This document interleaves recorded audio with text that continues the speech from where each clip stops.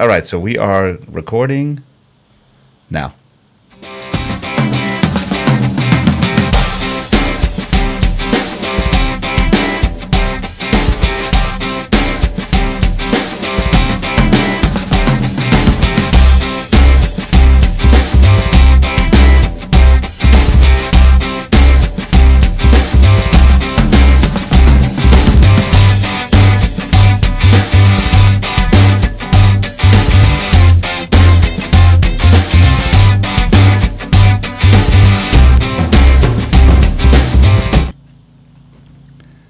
Hi everyone, I'm Rick Zanotti, and welcome to another episode of SchreckTeck, where tech is Shrekky.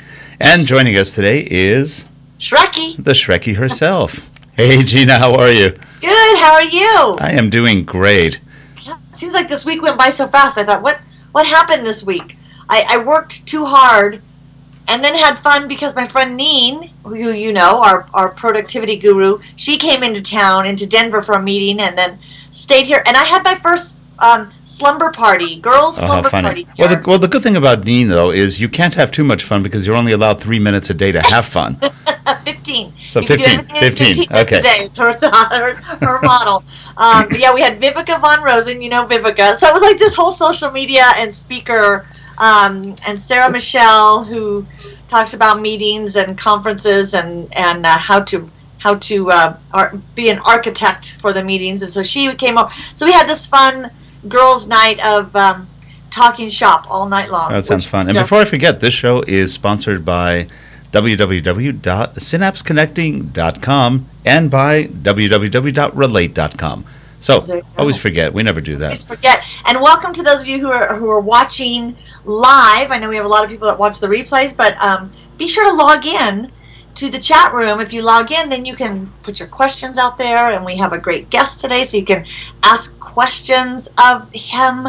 And I'm going to introduce James because, and this is a great story of social media connecting, and James Oliver, although I feel very formal whenever I talk to James because it's James Oliver Jr., and so very formal, but James, I believe, and James, you'll have to correct me if I'm wrong when you come on here, but I believe, James, you connected first, you found an article on one of my blog posts about creating a Facebook page or something like that. And then you and I went back and forth on my blog, and then we connected on Twitter and everywhere else. And I've just been in awe of this cool business that James has started called We Montage, and I'll let him tell you about it. But welcome, James. Hi, James. Hey, good to be here. Okay, am I right? Did we first connect via my blog? Yeah, we did. I was, I was struggling to create a brand page for my on Facebook for We Montage, and it was just was so challenging. But you helped me get straightened out there. So I've connected with some really cool people from that one blog post, which is kind of ironic that I wrote it in 2010. I went and looked to see. And I wrote the post in 2010. So there's the power of social media and blogging and your content. If it's evergreen content, it can still connect with great people. And you and I connected there. And then I went and kind of did my whole, stalking, where I went and looked at your business and looked at your profile on LinkedIn or Twitter. And was like, okay, I want one of these wallpapers that you are. And I thought your business had already launched back then, so I was like, how do I order this? How do I get this? Tell us about what is We Montage. So We Montage is it's actually a patent pending mobile and web application that allows users to upload their pictures, create a collage, and print them out on customizable, large, removable wallpaper. So I think Instagram meets Fathead. Yeah. And yeah, that's a cool way to put it. Yeah, currently the way my business model is set up is for professional photographers and interior designers, so they will be reselling the product to their customers. Right. That's the way it's structured here in the U.S. currently. Well, that's a great idea. So ideally, Gina was telling me a little bit earlier, you can build montages, big wall montages, or is there any size limit, or can it be pretty much any kind of? The size limit is on the downside, in that the smallest size that we'll print is 6 feet by 4 feet. Okay. So, there are tons of mural companies and wallpaper companies in the U.S., but nobody is. All companies don't let you upload pictures, create a collage. They all don't print on wallpaper. They all don't focus on large format. And nobody's specifically focused on photo collages, and nobody's trying to brand the process, which is really, where I think I'm doing something a little different. I've got another market for you, and that's martial arts schools and dance schools. Ooh. Those have tons of pictures on their walls, and this would be perfect for that. See, but it still takes, I think, and James and I have talked about this, it takes somebody that knows how to take great pictures, so the photographer, but you're right, that's a good market for the photographers to sell into, because right away I was like, oh, this would be great, but you do have to have high-quality pictures. Mm-hmm. But my goal is I would love to see a backdrop that I could use behind me during our shows of some cool Instagram pictures that I have to put those, and I think because it's peel on, peel off, I wouldn't put it on my wall, but I think it would be cool on create a room divider that you use even at trade shows, things like that. Yeah, honestly, I think the sky's the limit. I mean, just trying to get the technology fixed, and I'm happy to report I've been, after much back and forth with my developers, actually I'm feeling really good about where We Montage is this morning. I mean, I haven't launched it yet. I'm going to be doing a beta launch pretty soon. I got about 200 people that are photographers and interior designers that signed up through the splash page, which is what you saw initially, Gina. Right. Also, I currently have that Indiegogo campaign running, which is going to be wrapping up here in about a week. And so through the Indiegogo campaign, I'm making We Montage available to regular consumers. So if anybody's out there and are interested in using We Montage without having to go through their designer or photographer, which would save them a ton of money, they could go to Indiegogo.com/We Montage and contribute to the campaign in some way if they like, or actually order a We Montage for the next week or so. So Indiegogo is kind of like Kickstarter.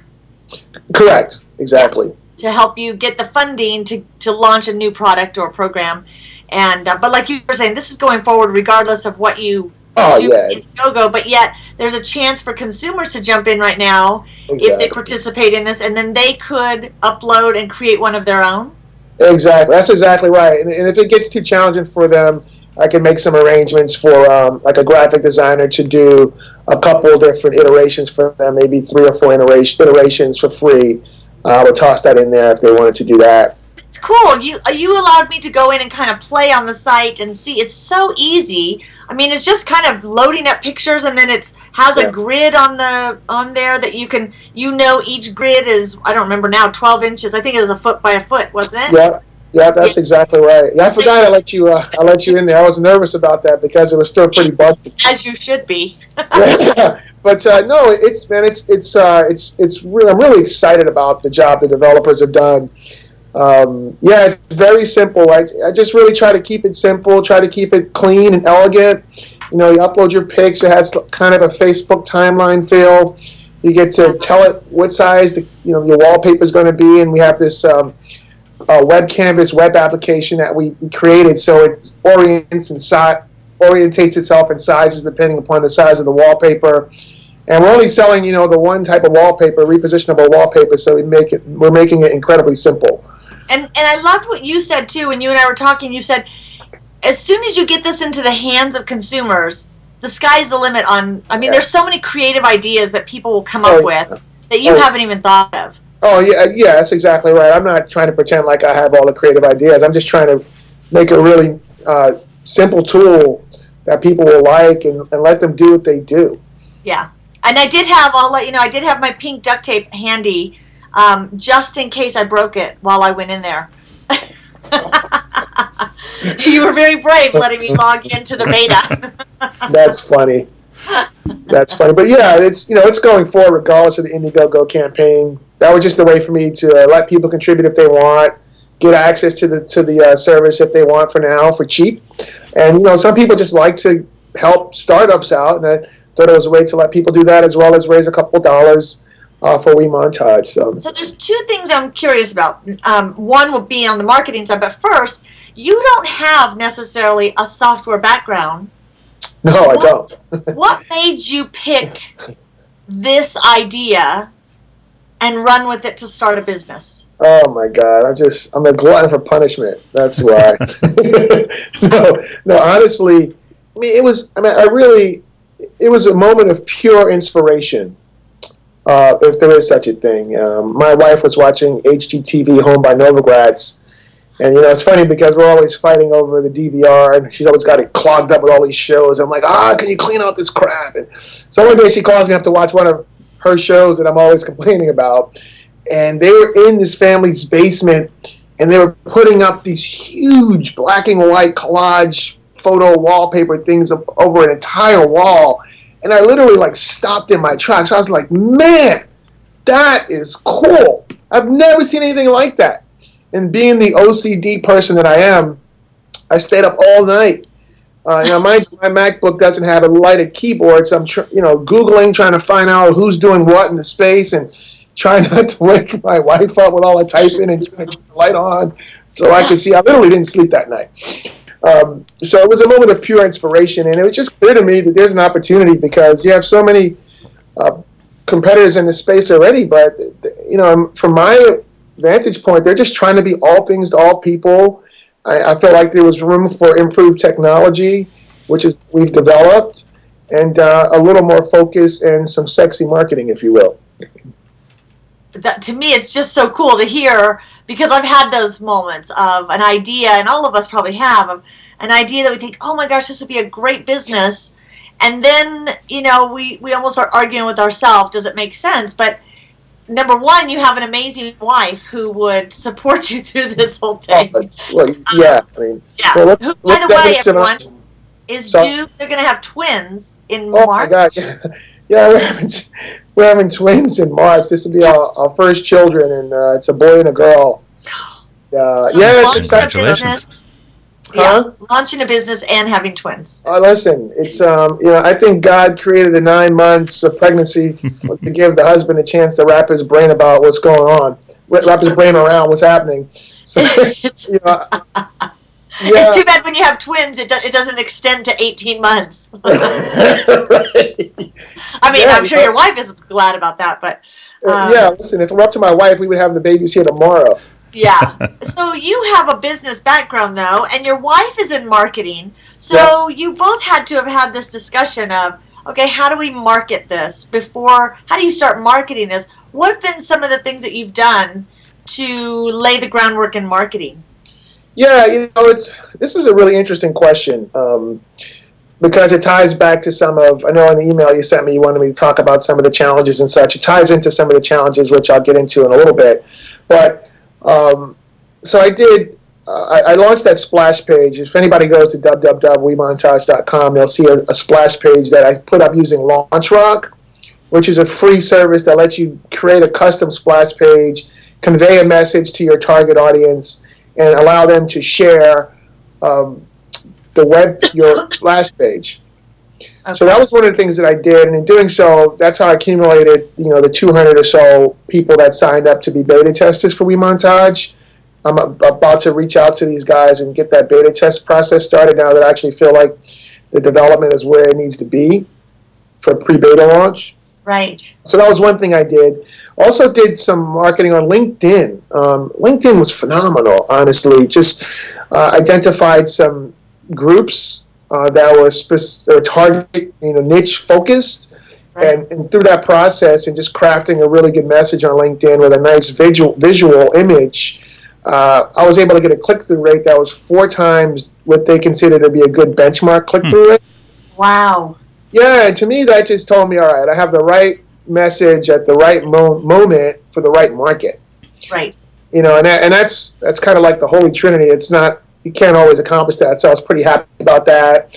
And then engaging on social media. We have a Facebook page, which is really, it's just some place that I've been curating, art I deem enchanting, as well as some interior design stuff, but not terribly active there. But on Twitter, just engaging with people on Twitter. So through social media and LinkedIn ads and such, it's not that hard to connect with wasn't that hard to connect with my target market. One thing you said is interesting because we've had a lot of LinkedIn experts on, but you're the first who's actually said this has worked. This has actually really worked for you. Oh, yeah. And, taking it from the theory back to the actual application of it, and that's great. And I imagine the investment in LinkedIn isn't that big an investment. Did you have to pay for advertising, or did you just? Yeah, You did. Okay. I probably spent just south of $1,000 running those LinkedIn ads. So just because of the pay-per-click cost is going to depend on how much competition there is for the eyeballs in the groups you select. Mm-hmm. And I guess my group was pretty in high demand, so I think the PPC rate was $250 or $260 or something like that per click. Which that's a high dollar per click, but if it works, It and is. you're getting a real target market, then it makes sense. Yeah. I was ecstatic about those results. Right. Yeah, that's exciting because you think about it, if you're trying to target, was this group for photographers?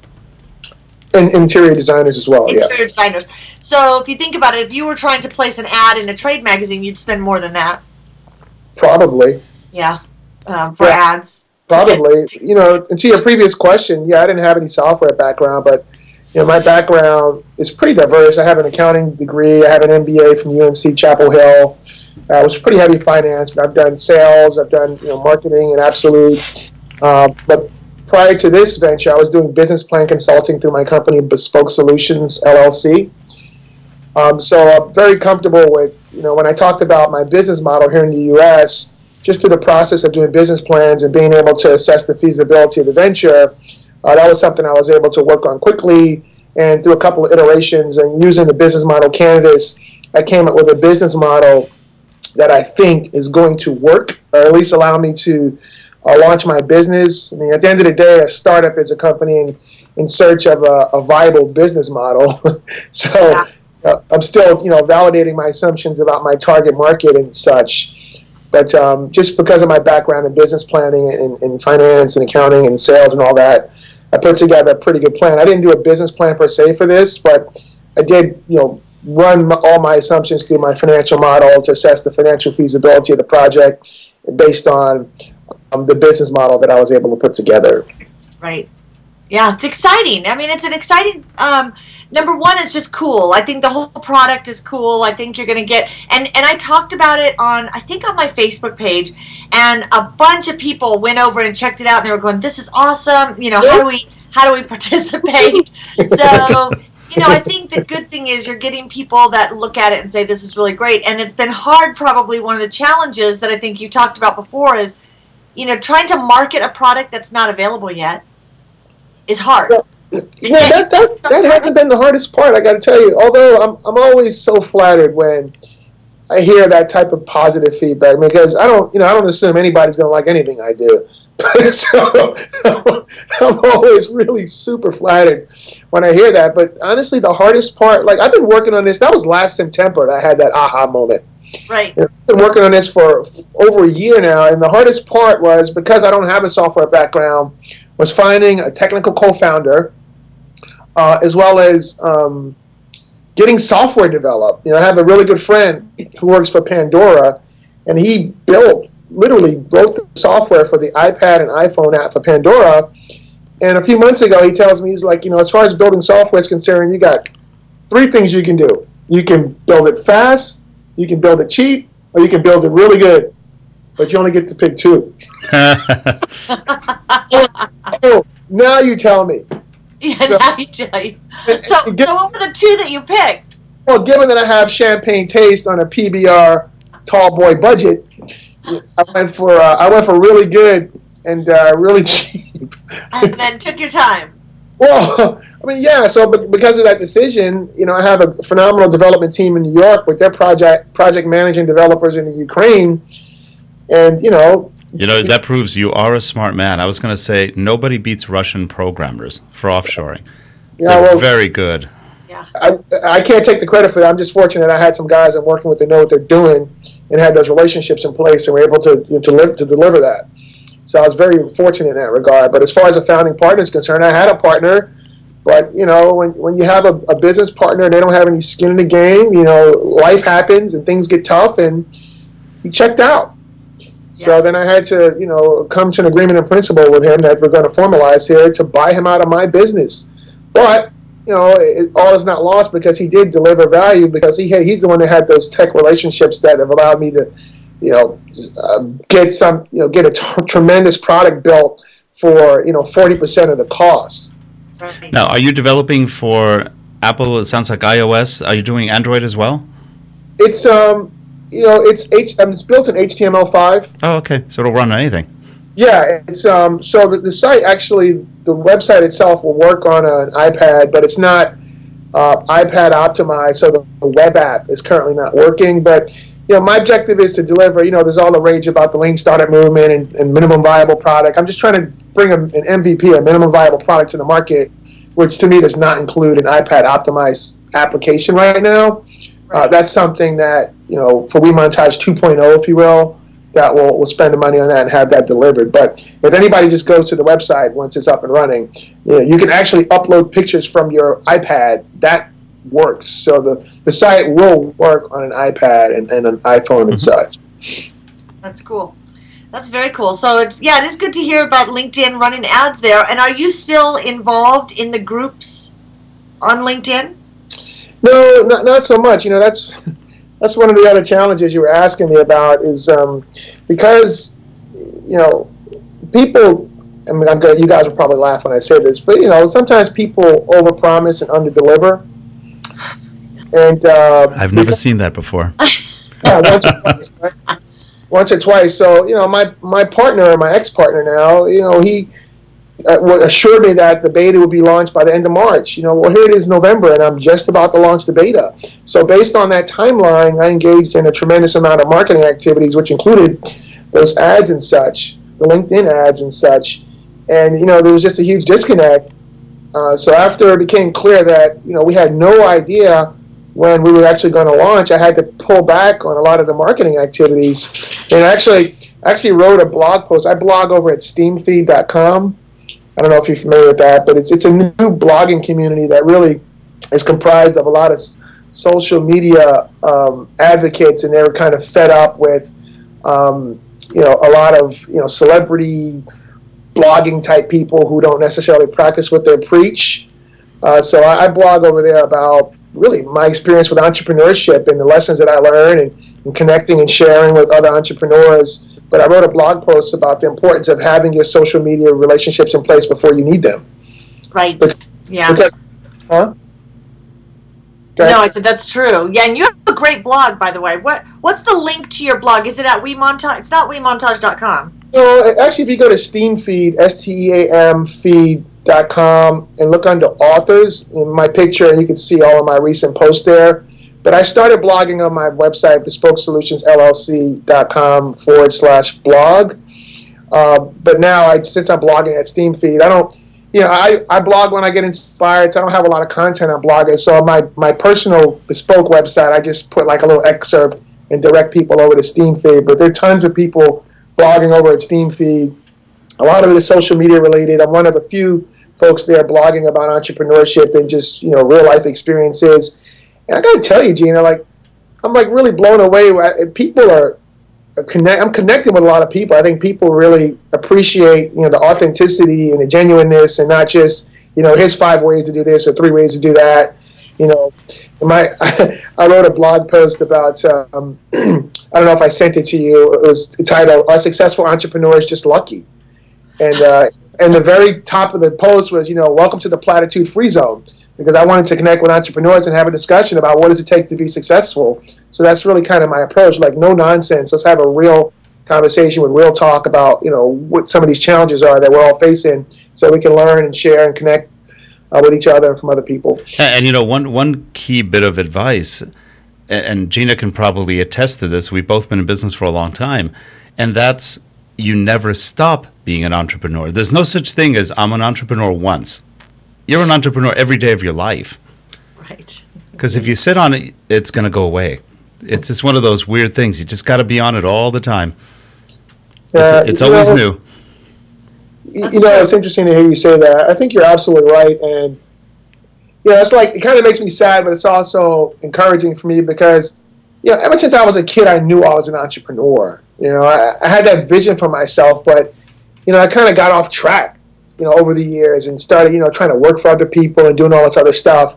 Yeah, the positive side is that the collection of those experiences have more than adequately prepared me to do what I'm about to do now.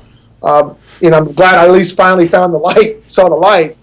But in some ways, I feel like, I could have been doing some other amazing things. In the past, after business school, I started a publishing company, and I tried to launch a lifestyle magazine for black golf enthusiasts. It was called 7 Under.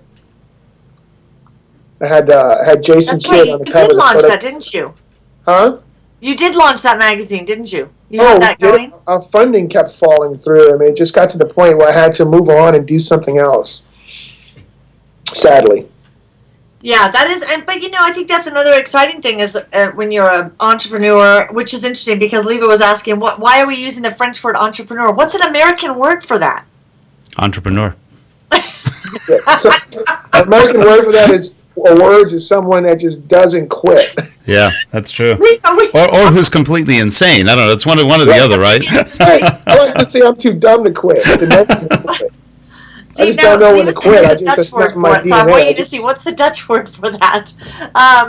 Yeah, it is interesting though because what I love that you're talking about is you have an idea, you bring it to market, it solves a problem that's there. It's this cool product that will allow people to create these great picture montages, and then you'll get that going, and you'll have another one of those big aha moments. So I think there's so many of us that have those ideas.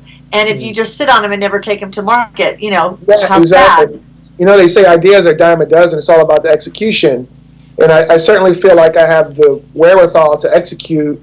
That doesn't mean I'm going to be successful, right? I mean, hence the question to the blog post, what makes a successful entrepreneur just lucky? Like, what does it take to be successful?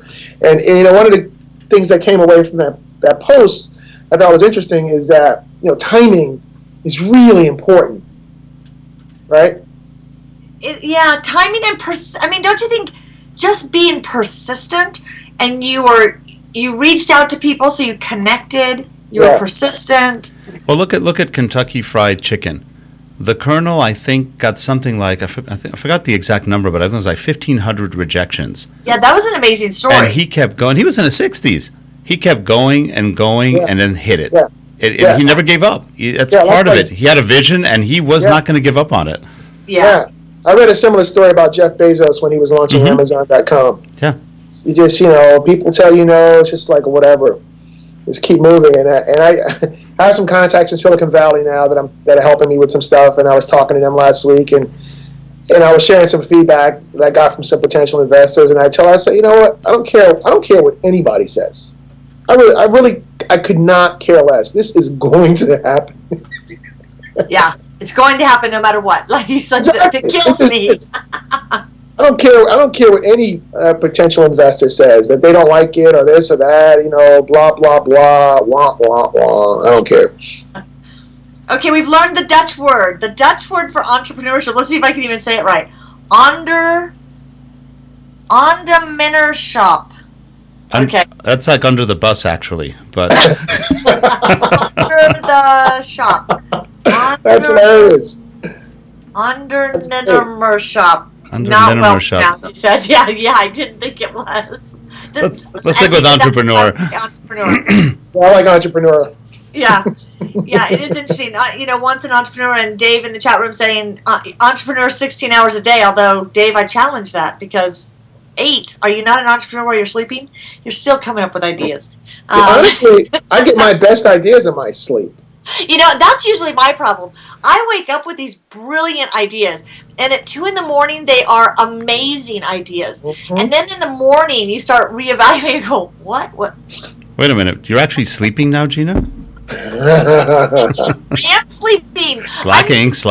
No, but, I liken it to, man, when I'm asleep, I'm kind of out of my own way, and just the subconscious is plugged in or tuned in, and I'm getting those good, getting that good energy and those good positive vibes and those great ideas. So that's when you have to wake up and write them down. But then, I wake up in the morning, I was like, why did I think this was a good idea? Yeah, I can't tell you how many times I've gotten an idea for a blog post in the middle of the night. I wake up and bang out 3/4 of it on my iPhone right in the middle of the night. Oh, you do? Oh, that's funny. Yeah. Yeah. Oh, that's funny. Yeah. Okay, Oh yeah, when Yeah. inspiration comes, you got to run with it. It's Yeah, just you do. It's a blessing. Even if it is delusional at 8 in the morning. That makes some of the best inspiration, though, sometimes. If you get rational about it, you probably wouldn't do it. Yeah, That's you're exactly right. It is weird. Yeah. See, yeah, Dave's saying, you go to bed, your mind is buzzing with ideas. That's why. Now, then this is funny. How many times have, and we've all had businesses, you go to bed thinking. A lot of times, and it's not that you're not relaxed, you're excited. You're thinking about, hey, I just had an idea. Oh, Yeah. And that could consume you a night sometimes. You wake up next morning, you're not tired. You're still going. It's exciting. People who haven't felt that, I would almost say you're not living. And after 48 days of that, you usually will collapse for a couple days. But usually it can go about 48 days. Inspiration is a wonderful thing. It's a blessing. I don't take it for granted. And when it strikes, I pay attention and I follow up. Okay, so I'm curious, James, what are you do? Have you created any videos to promote this new business? Have you done any? I mean, I know you're blogging and you're on social media. What else have you done to get the word out? Not that you have to do a bunch more, but yeah, honestly, Gina, I've been so consumed lately with getting the development done. Yeah. To a place where I feel like, okay, we can actually start showing this thing to people. And as of today, I'm happy to say I'm there. So I've been really focused on that. And you've got to get the product right and then roll it out to some people. So I haven't been focused people much to share. You need people that load their photos. Somehow a piece that allows them to share their montages with the world. Yeah, that's interesting. I haven't thought through that far of how I'm going to execute against that, but I need to. I have a publicist that I hired. I have a PR campaign going right now promoting the Indiegogo campaign, and I got Black Enterprise wrote an article about it. So I got a couple of hits from that, but really, I just got to get the product developed, and that's what I've been focused on.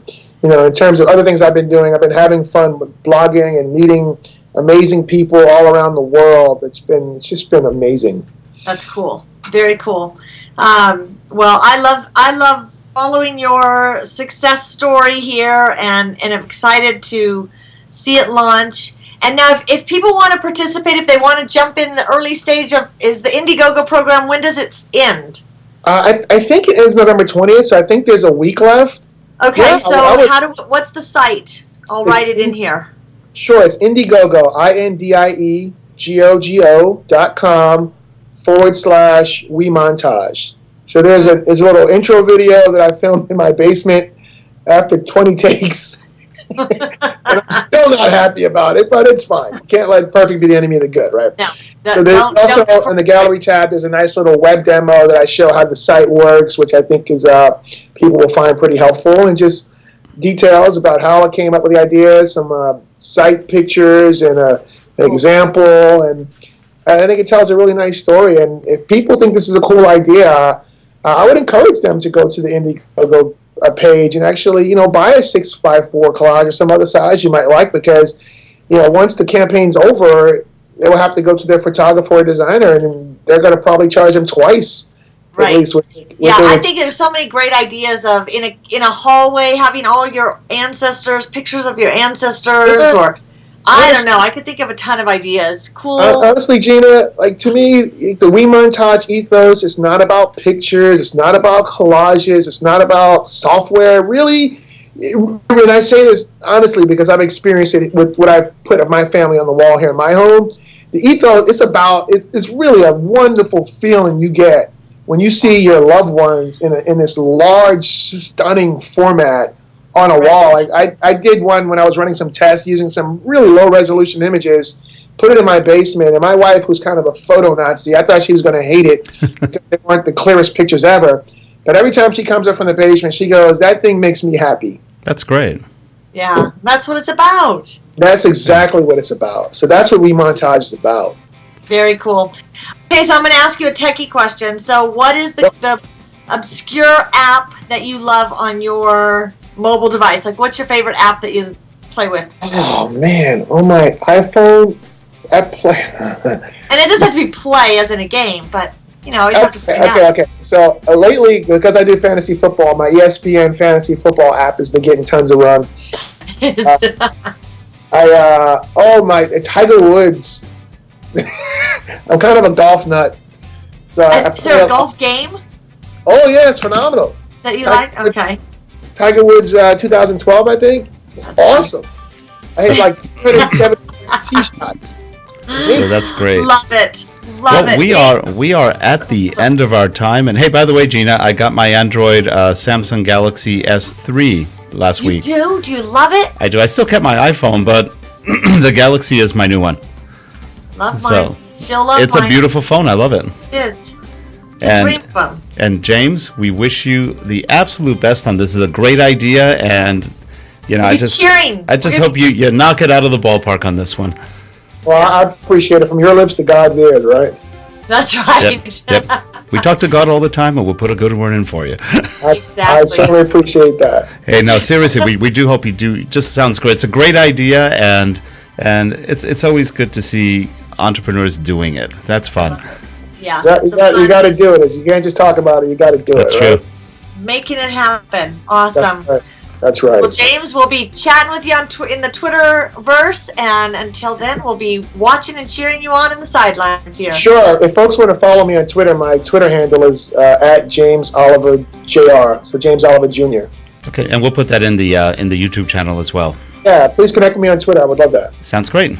Perfect. In fact, I did. I think with you last night. I think I did. Everyone's cheering for you already in the chat room. Yep. Well, have a great one, everybody. And James, again, good luck. And we will see you all next week. Cheers. On SchreckTeck. Take care. Bye, Gina. Bye. Bye.